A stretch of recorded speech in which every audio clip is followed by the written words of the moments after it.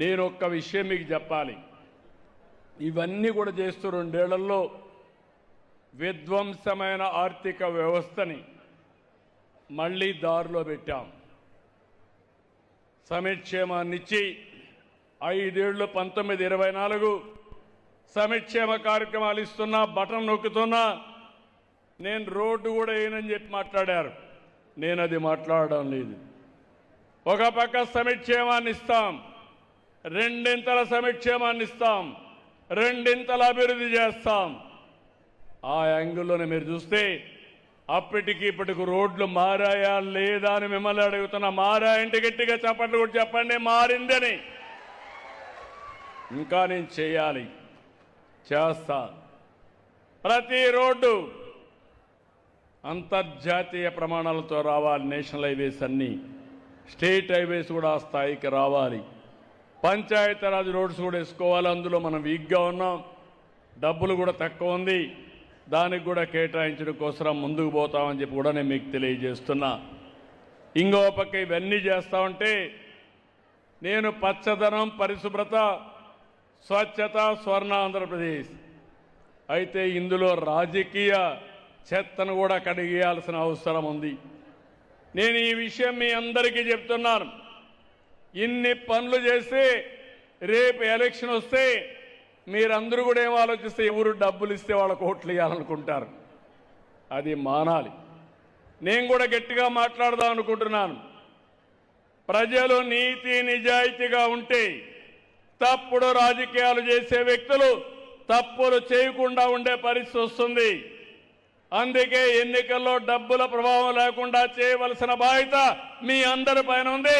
అది చేస్తామన్న రోజునే ఈ రాష్ట్రం స్వర్ణ ఆంధ్రప్రదేశ్ అవుతుందని మరొక్కసారి విజ్ఞప్తి చేస్తున్నా. ఇంకొక పక్క అరాచకాలు పోవాలి. ఈరోజు మీరు ఒకసారి చూడండి, 5 సంవత్సరాలు ఈ రాష్ట్రంలో, ఆ పార్టీ పేరు నేను చెప్పను కానీ ఇటీవల అందరూ కూడా గొడ్డలి పార్టీ అంటున్నాం. నేను కూడా అంటున్నా, నేను ఎప్పుడు కూడా విమర్శించను.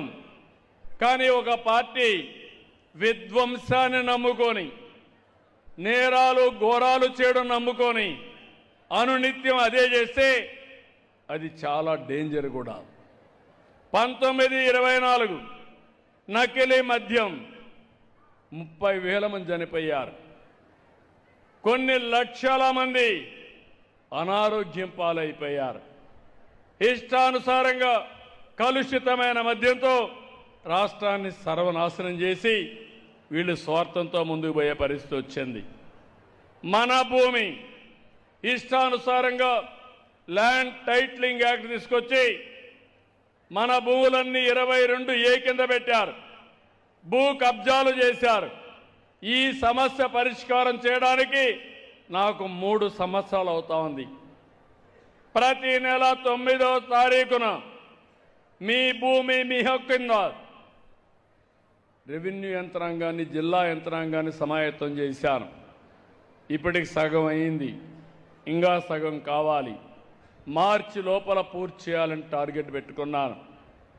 ఆ తర్వాత మీరు చూస్తే మీకు ఇచ్చే పట్టాదారు పాస్ పుస్తకం పగడ్బందీగా సర్వే చేసి బ్లాక్ చైన్ టెక్నాలజీ పెట్టి QR కోడ్ పెట్టి ఎవ్వరు ట్యాంపర్ చేయకుండా మీ భూమి మీ పేరుతో ఉంటుంది.